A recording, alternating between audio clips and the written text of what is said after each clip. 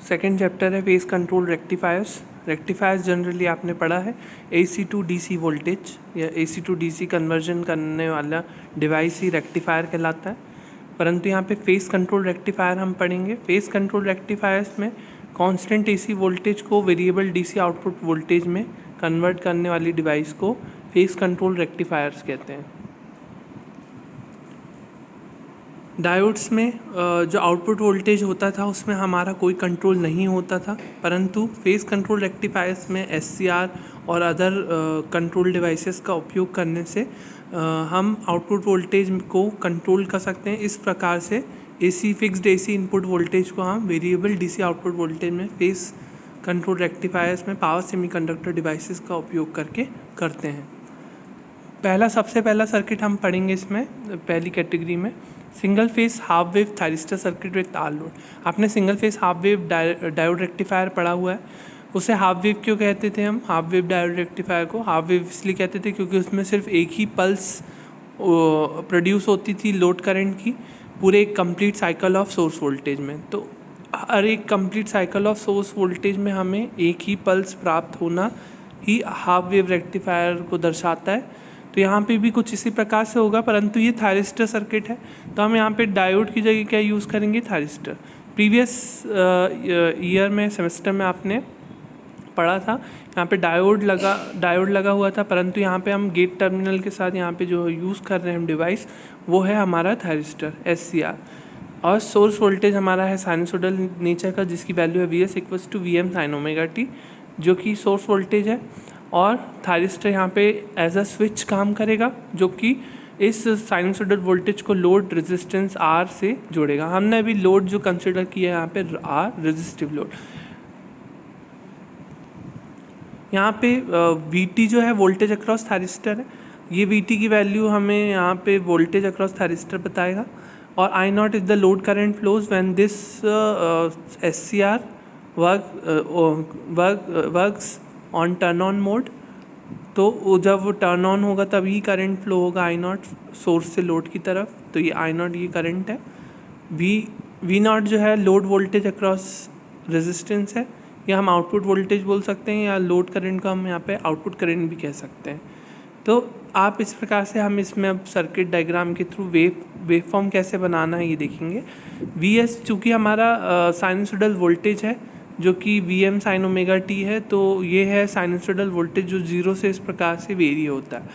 तो हर 0 के बाद हर पाई रेडियन कहलाता है, पाई के बाद फिर 2 पाई, 2 के पाई के बाद 3 पाई, 4 पाई।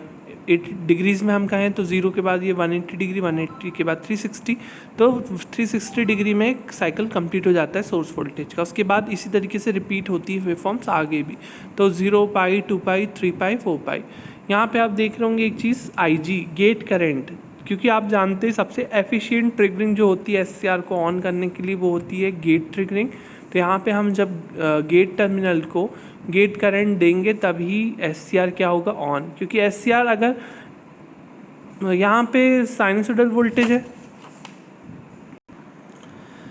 यहाँ पे SCR में यहाँ पे जो सोर्स वोल्टेज हमारा है VM sin ωt, ये तो पॉजिटिव हाफ साइकिल है। तो जब पॉजिटिव हाफ साइकिल रहेगी तो इस दौरान ये पॉजिटिव ये नेगेटिव, तो ये पॉजिटिव क्या करेगा? फॉरवर्ड बायस कर देगा थायरिस्टर को, परंतु ये तब तक टर्न ऑन नहीं होगा जब तक कि इसको गेट करंट नहीं दे देते हम।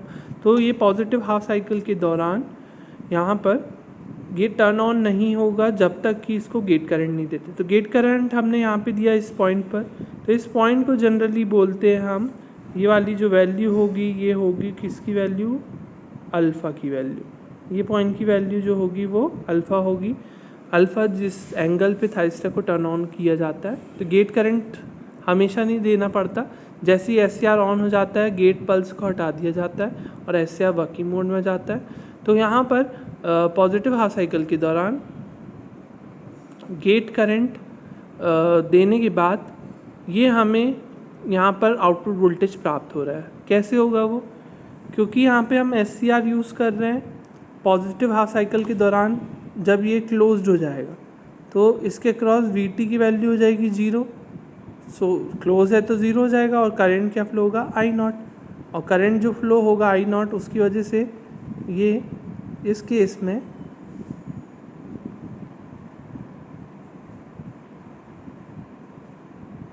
आर, तो ये प्लस माइनस वी नॉट, यहाँ पे जो वोल्टेज होगा वो वी नॉट किसके बराबर होगा, वी एस। जब ये करंट फ्लो होगा तब वी नॉट की वैल्यू हो जाएगी वी एस के बराबर। तो आप देख रहे हैं यहाँ पर हमारा वी नॉट वी एस के बराबर होगा कब तक, जब तक कि आपका पॉजिटिव हाफ साइकिल है। पॉजिटिव हाफ साइकिल कब तक रहेगा, यहाँ तक, पाई तक। तो पाई तक आपका पॉजिटिव हाफ साइकिल में वी नॉट की वैल्यू जो है वो वी एस के बराबर होगी। तो वी नॉट जो है वी एस को फॉलो करेगा, किस पॉइंट के बाद, इस पॉइंट के बाद। इसलिए ये इस तरीके से बनी है, ये देख रहे हैं आप, इसी प्रकार से ये इस पॉइंट तक बनेगी। अब ये omega T equals to alpha से लेके omega T equals to pi तक, इस पॉइंट पाई तक ये वैल्यू क्या है,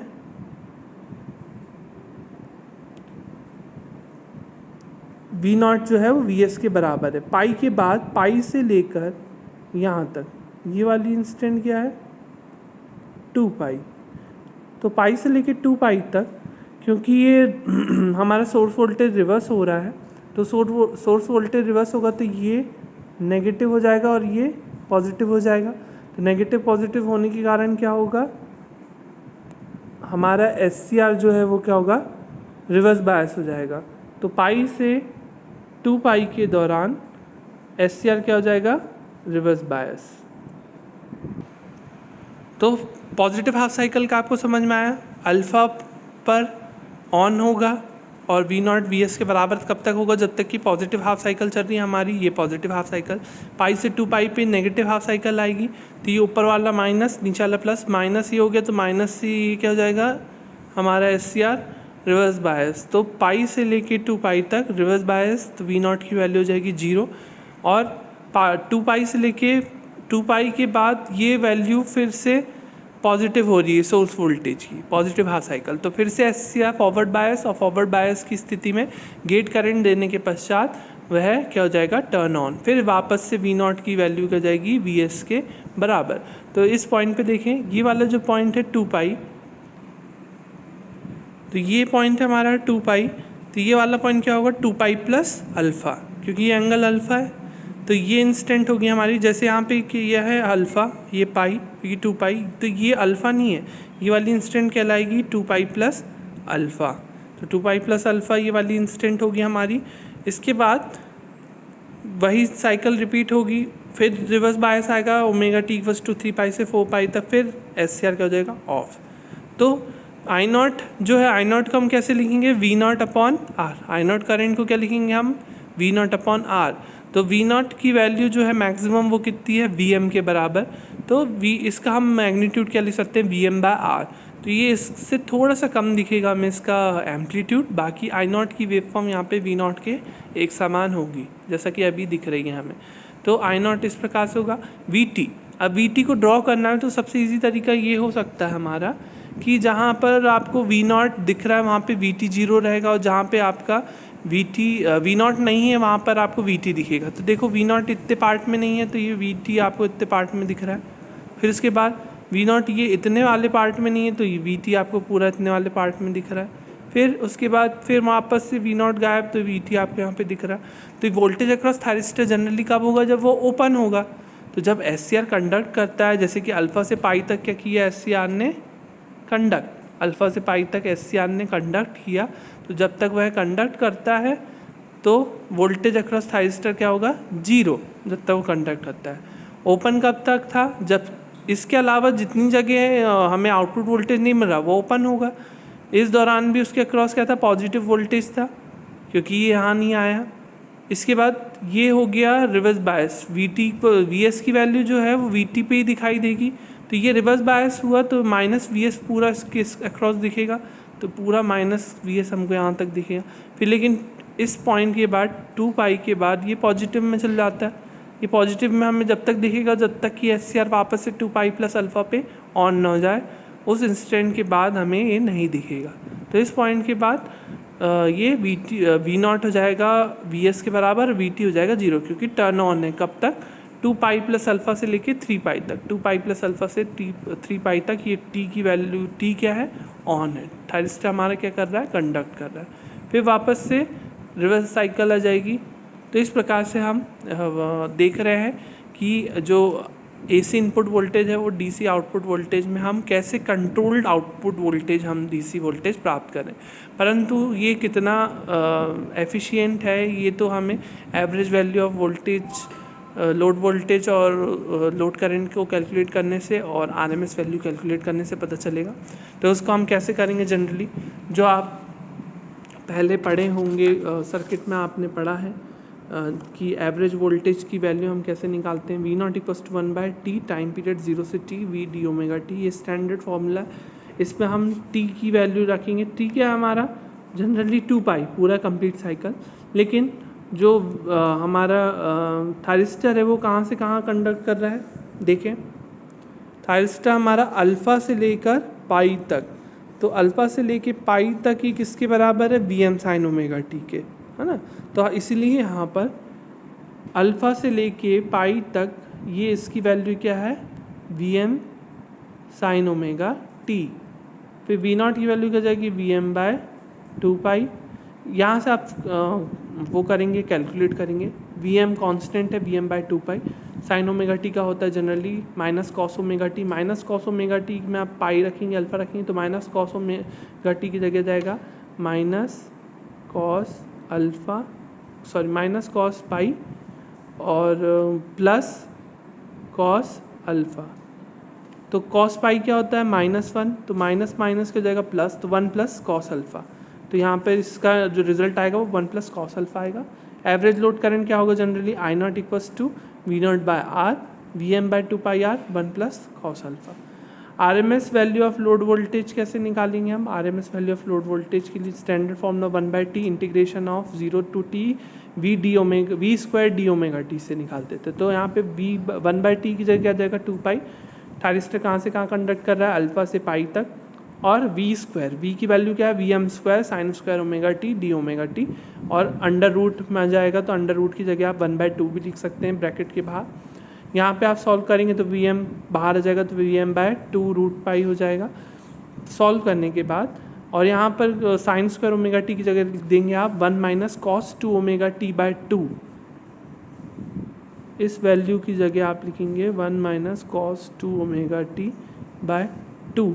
इसको इंटीग्रेट करेंगे, ये आपको मैंने पिछले साल सिखाया है कैसे इंटीग्रेट करते हैं, तो आप वो ओपन करिए कैसे इंटीग्रेशन करना है इसका, और उससे सीखिए। वैसे ही आपको यहाँ पे भी करना है।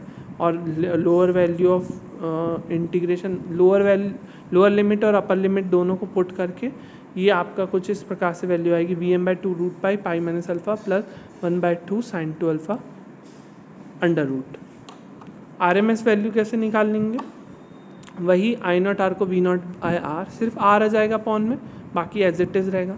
पावर डिलीवर्ड टू लोड आपका है रेजिस्टिव लोड, तो VRMS इंटू IRMS या VRMS²/R या IRMS² R। ये फार्मूला के लगा के आप पावर डिलीवर्ड टू लोड निकाल सकते हैं। Power factor RMS value of load voltage upon RMS value of source voltage. Power factor को हम जनरली इस प्रकार से रिप्रेजेंट करते हैं। तो RMS value of source voltage आपने पिछले साल कैलकुलेट किया था। साइनसोइडल वोल्टेज की RMS वैल्यू आप जानते हैं Vm/√2 होती है, तो यहाँ पे Vs की जगह हम Vm/√2 लिख देंगे। और V0R आपके पास है, V0R की वैल्यू यहाँ पर है, तो पावर फैक्टर की वैल्यू हो जाएगी 1/√2π π - alpha plus 1/2 sin 2α under root.